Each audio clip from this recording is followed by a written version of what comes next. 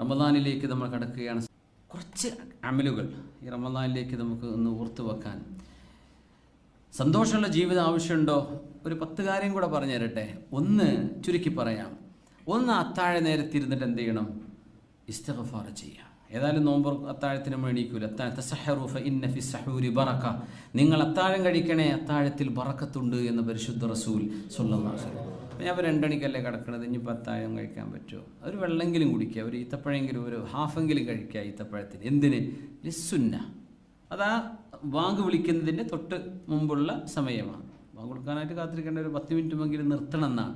വായ ശുദ്ധിയാക്കണം, ബ്രഷ് ചെയ്യണം, അങ്ങനെ വല്ല മാംസമോ എന്തെങ്കിലും ഉണ്ട്, പല്ല് കുത്തേണ്ടവർക്ക് പല്ല് കുത്താൻ സമയം വേണം. ആ ഒരു വാങ്ക് വിളിക്ക് മുമ്പ് മുസല്ല വിരിച്ച് ഖിബിലയിലേക്ക് തിരിഞ്ഞ് വുളുവോടുകൂടെ അസ്തഗ്ഫിറുല്ലാഹ് റബ്ബേ, എനിക്ക് മാപ്പ് തരണേ റബ്ബേ, ഇതൊരവസരമാണ്, അള്ളാഹു നീ എനിക്ക് അവസരം തന്നില്ലേ, എനിക്ക് മാപ്പ് താ. ഇസ്തിഗ്ഫാർ ചെയ്യാം. വൽ മുസ്തഗ്ഫിരീന ബിൽ അസ്ഹാർ. അത്താഴ നേരത്തെ എന്ത് ചെയ്യുക? ഇസ്തിഗ്ഫാർ ചെയ്യുക. അപ്പോൾ പിന്നെ വരെ ചാനൽ റമദാൻ പരിപാടി ഉണ്ടാവും, അന്നപ്പോൾ നോക്കണ്ട, അത് പിന്നെ എപ്പോഴെങ്കിലും നോക്കിക്കോളി. ആ അത്താഴ നേരത്തെ എന്ത് ചെയ്യുക? അത്താഴം ഭക്ഷണം കഴിക്കുക, കുറച്ച് സമയം അവിടെ ഇരുന്ന് അസ്തഗ്ഫിറുല്ലാഹ് പറയണം. അസ്തഗ്ഫിറുല്ലാഹ് വൽ മുസ്തഗ്ഫിരീന ബിൽ അസ്ഹാർ. 2, അള്ളാഹുവിനെ കുറിച്ച് ഓർത്തിരിക്കുക. ഉറക്കവും ക്ഷീണമൊക്കെ ഉണ്ടെങ്കിൽ പിന്നെ നടക്കൂല. പക്ഷെ നേരത്തെ ഉറങ്ങാനൊക്കെ കഴിയുകയാണെങ്കിൽ ഒന്നും നമുക്ക് ചൊല്ലാൻ കഴിയണില്ല, ഇരുന്നങ്ങനെ അള്ളാഹുവിനെ കുറിച്ച് ഇങ്ങനെ ഓർത്തിരിക്കുക. വാങ്ങി കൊടുക്കണവരെ അത് നല്ല രസകരമായൊരു അനുഭവമായിരിക്കും. മൊബൈലൊന്നും വേണ്ട, ഡാറ്റയും വൈഫൈ ഒക്കെ ഓഫ് ചെയ്യുക, അങ്ങനെ ഇരിക്കുക, അള്ളാഹുവിനെ കുറിച്ച് ഓർക്കുക. ഒരു ജനലൊക്കെ തുറന്നിടാൻ പറ്റിയാൽ പുറത്തേക്ക് കാണുന്നുണ്ടെങ്കിൽ വല്ലാത്ത രസമായിരിക്കും. അള്ളാഹുവിൻ്റെ ആ ഒരു നേരത്തെ സമയത്തിൻ്റെ ഒരു മധുരിമ ഭയങ്കരമായിരിക്കും. ഒന്നിങ്ങനെ അള്ളാഹുവിനെ കുറിച്ച് ഓർത്ത് ഇങ്ങനെ ഇരിക്കുക, പ്രപഞ്ചത്തെക്കുറിച്ച് ആലോചിക്കുക, അള്ളാഹുവിൻ്റെ അളമത്തിനെ കുറിച്ച് നമ്മളൊക്കെ ഉറങ്ങി എണീറ്റു, പഠിച്ചവനെ അള്ളാഹു ഉറങ്ങിയിട്ടില്ല. അള്ളാഹു എങ്ങാൻ നമ്മളെ ഈ തൂങ്ങി ഉറങ്ങണ പോലെ ഒരു നിമിഷം ഉറങ്ങിയാൽ ഈ ലോകത്തിൻ്റെ അവസ്ഥ എന്തായിരിക്കും? അള്ളാഹു ഉറങ്ങണില്ല. മിനൽ അസലി ഇലൽ അബദ് ലാ തഅഖുദുഹു സിനത്തും വലാ നൗം. നമ്മൾ ഉറങ്ങുകയാണ്, എൻ്റെ റബ്ബിന് ഉറക്കമില്ല. അള്ളാഹു ഉറങ്ങേണ്ട ആവശ്യമില്ല. നമ്മൾ തളരുകയാണ്, എൻ്റെ റബ്ബ് തളരുന്നില്ല. വലാ യഊദുഹു ഹിഫ്ളുഹുമാ. അള്ളാഹുവിനെ തളർച്ച വരുന്നില്ല. അള്ളാഹുവിനെ കുറിച്ച് തഫക്കുറിൻ്റെ ചിന്തയുടെ ഒരു ഇരുത്തം വേണം. 3, മുജാലത്തു സ്വാലിഹീൻ. നിങ്ങളെപ്പോലെയുള്ള സ്വാലിഹീങ്ങളുടെ കൂടെ അല്പസമയം ചിലവഴിക്കുക. അല്പസമയം സ്വാലിഹീങ്ങളുടെ കൂടെ ചിലവഴിക്കുക. അത് വല്ല ദിക്റോ വല്ല പരിപാടികളൊക്കെ ഉണ്ടെങ്കിൽ, എങ്ങനെയെങ്കിലുമൊക്കെ അറിയുകയാണെങ്കിൽ സജ്ജനങ്ങളുടെ കൂടെ ഇരിക്കുക. വല്ല മജ്ലിസ് ഉണ്ടെങ്കിൽ അവിടെ പോയിരിക്കുക. മുജാലത്തു സ്വാലിഹീൻ. ഒന്നുമില്ല, നല്ല മനുഷ്യന്മാരുടെ കൂടെ ഇരുന്നാൽ ഒരു വലിയ പോസിറ്റീവ് എനർജി കിട്ടും.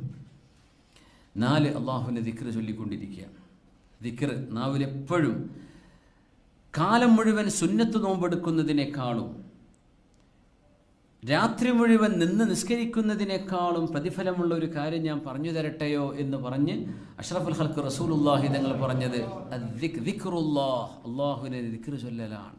അങ്ങനെ നടക്കുമ്പോഴൊക്കെ ദിക്ർ ചൊല്ലി അങ്ങനെ പോവുക. ഡ്രൈവ് ചെയ്യുമ്പോൾ ദിക്ർ ചൊല്ലുക, എന്ത് രസമായിരിക്കും.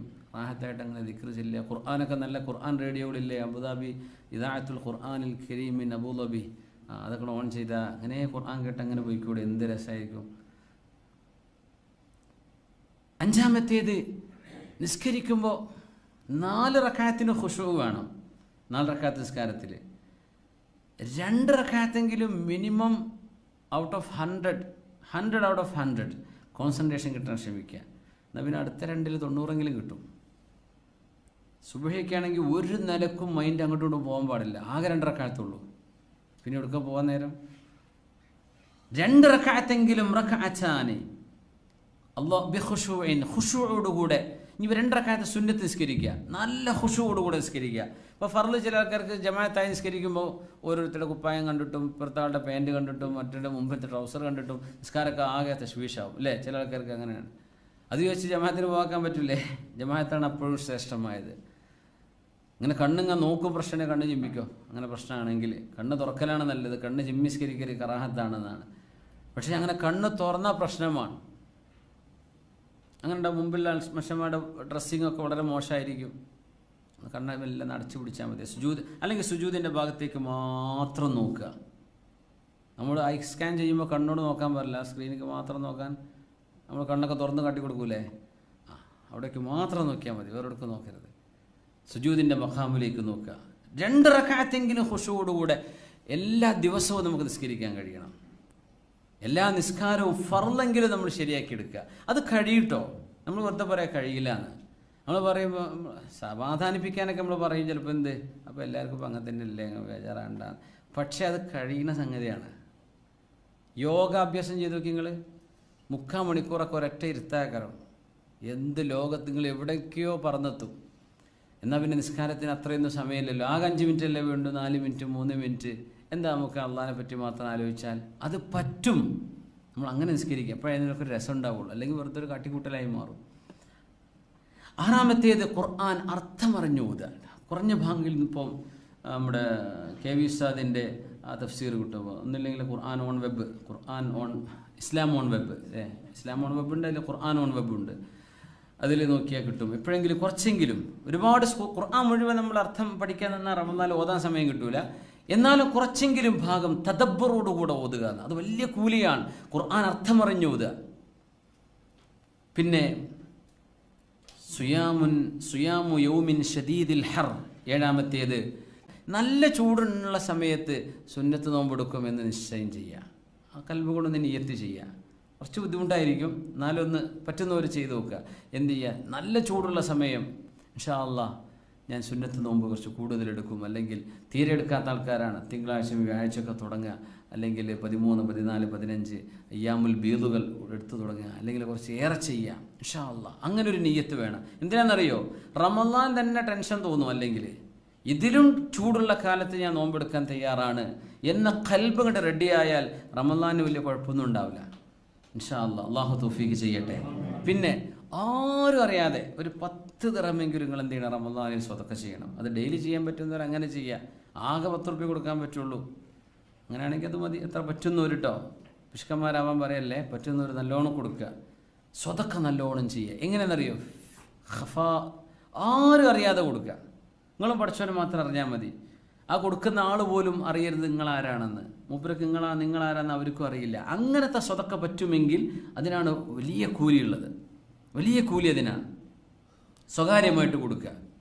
സ്വതക്ക ചെയ്യാത്ത ഒരു ദിവസം ഉണ്ടാവുന്നത്. ഇപ്പം തന്നെ എന്ത് ചെയ്യുക, കുറച്ച് പൈസകളൊക്കെ എന്ത് ചെയ്യുക, മുഴുവൻ തീർക്കാതെ റമദാനിലേക്ക് മാറ്റി വെക്കുക, ചാരിറ്റി ചെയ്യാൻ, സ്വതക്ക ചെയ്യാൻ വേണ്ടിയിട്ട്. നാട്ടിൽ കഴിച്ചു കൊടുത്തോളൂ, ഇവിടെയാണെങ്കിൽ ഇവിടെ കൊടുക്കുക, സ്വകാര്യമായിട്ട് കൊടുക്കുക ഇൻഷാ അല്ലാഹ്. അള്ളാഹു തൗഫീഖ് ചെയ്യട്ടെ.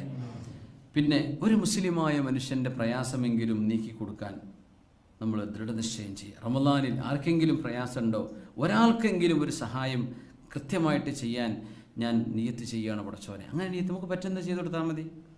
ഏതെങ്കിലും ഒരാൾക്ക് പ്രയാസമുണ്ട്, ഭക്ഷണമല്ല, ബുദ്ധിമുട്ടാണ്, യതീമക്കളാണ്, വിധവകളാണ്, നമ്മൾ സഹായിക്കുക. ഒരാൾക്കെങ്കിലും ഒരു പ്രയാസം നീക്കി കൊടുക്കുക ഇൻഷാ അല്ലാഹ്. അവസാനത്തേത് നമ്മൾ ചിന്തിക്കേണ്ടത് വൽ ആഖിറത്തു ഖൈറും വഅബ്ഖാ.